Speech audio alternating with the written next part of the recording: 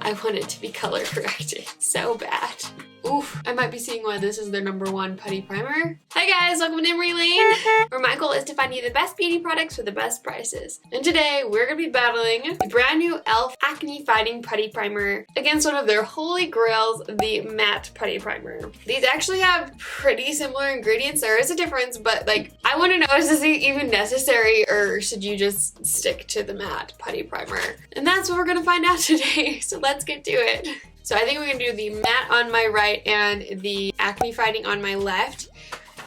Dropping things. Believe it or not, my acne was worse like a week ago when I bought this. It's kind of hilarious. I've been having such a hard time for the last like 2 months. And then week after I buy this, everything's starting to heal up. We'll start off with the matte just to kind of get an idea because I have never used either of these before. Obviously, I haven't used the new one. I want to get a nice close look at my pores before and after. You see that? The pores around my nose especially are so bad. So according to e.l.f.'s website, the #1 best-selling putty primer is their matte one. It is infused with kaolin clay and white charcoal, which kaolin clay is supposed to be really, really good at absorbing oils, but also not irritate the skin and make it more red. And then, you know, charcoal is really also good at absorbing oils. It has a velvety texture that glides on the skin effortlessly, smooths over imperfections, and minimizes pores. And it has the ultimate grip for makeup. I'm like trying to study my face really closely, comparing the side with and without. I'm seeing a smaller difference, but nothing like huge.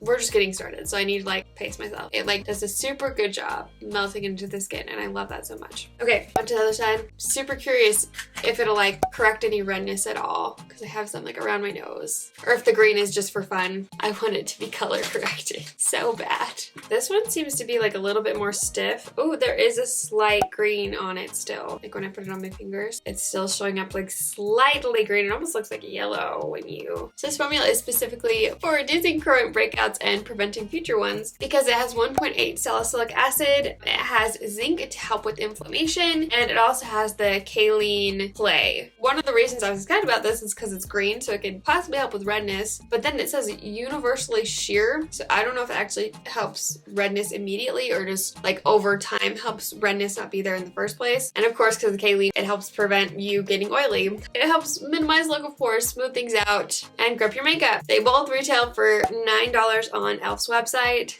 Okay, I don't see any difference when it comes to redness. Unfortunately, it doesn't promise that it is like a color corrector, but I wanted it to be, especially because it's green. That's a bummer. When I'm looking at the viewfinder, I feel like this side like looks more matte, which is interesting. You think like the acne fighting one, because normally acne and oil go hand in hand, this would appear more matte as well. There's a little bit of glow to it. Maybe, hold on, I'll wait 30 seconds and then compare it again. Maybe this just needs to dry down a little bit more. Okay, waited 30 seconds. The shine has gone slightly, but it is definitely not nearly as matte as the mattifying side, which fascinates me. I feel like on my cheeks where my texture is like, it's not the best. This side looks like slightly more smooth than this side. It's not a huge difference, but there definitely is one. I'm gonna put some foundation on. This is my favorite one to use when I'm trying out primer because it's a neutral finish, and I know how it works, and if the primer makes things worse or better or the same. It's the Physician Formula, the Healthy Foundation. I got my avocado. Oof. I can feel this one grip more than the other putty primers I've tried in the past as I've blended it in. I like that a lot better. Okay, I might be seeing why this is their #1 putty primer. Like, that looks good. Oh, this one has good grip as well though. I feel like not quite as much, but it's still better than the original putty primer. This is what things look like. You can see there's glow to this side that this side really doesn't have all that much. Once this foundation sets, it's not quite as shiny, but when it's still a little bit wet, it is. Both sides look smooth. I still stand on the fact that this side on my cheeks right here looks a little bit more smooth. I'm gonna put the rest of my makeup on and we can get a really nice close look.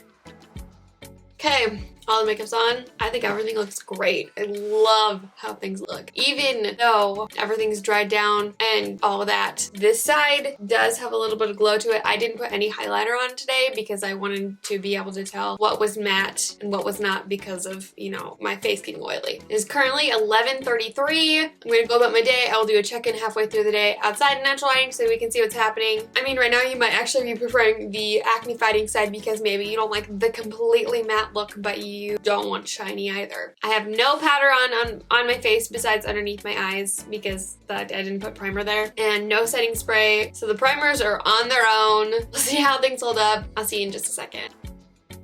Okay, there is so much noise outside right now that I couldn't really talk. So I just filmed what I look like outside. I'm gonna talk about what I thought about it inside. So I feel like I look kind of cakey, like slightly. It's not the worst ever, and probably if I would have put like some setting spray on, could have avoided it. I will say I'm looking probably 20% more shiny on the acne side than I am on the matte side, which, you know, it isn't fun necessarily. Right in between my eyebrows is starting to crease really bad on both sides, which is not normal for this foundation. So I don't know what's happening there. Everything still looks smooth, and honestly, if this was a normal day and I like needed my makeup to still look good, I would just put a little powder, a little bit more setting spray, and it would look great. And that might have, again, been able to be avoided in the first place at the beginning of the day. But you know, that's not what I did. Around my hairline hold on, come on. On this side, it's starting to like, do you see that? It's like starting to bunch up a little bit right there. Things are starting to fade in a weird way, and that's happening just like a little bit right here, but it's like a lot worse on the acne side. Also don't love that. Could it be worse? Yes. Let's see if it gets any more worse by the end of the day, or if this is where we're sitting. It is 11:26 right now, so it's been almost exactly 12 hours. Kind of feel like a little bit of a mess right now. Don't feel my absolute best. Could it look worse? Yes. Am I exactly like thrilled on how it looks? No. The acne side is separating a lot more right through here than it is on the matte side. It's just doing it just a little tiny bit on the matte side. This, there's a lot more oil separation going on. My bronzer kind of looks like a mess on both sides. It's just kind of like done. I guess my hairline has become a little bit more oily recently because I didn't used to do this quite as bad. I feel like my blush stayed a lot better on this side versus this side. So the question is there a need for this in your life? Well, I don't know how all the salicylic acid works long term, but if you have acne prone skin that is also oily, which I feel like most people do, that's not always the case, but most people do, I would stick with this one because this isn't doing much good like day in, day out. Maybe just try to put salicylic acid in your skincare routine and then just stick with the matte one.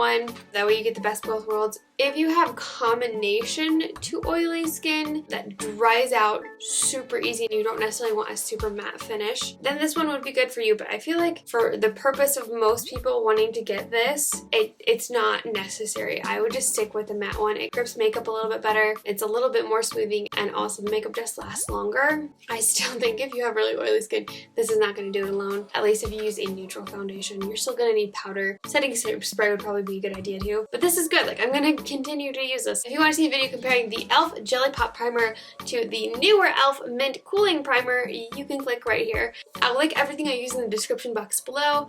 Some links might be affiliate links, which I do get a small portion of the profit if you use my link to buy the product, but you do not have to pay anymore.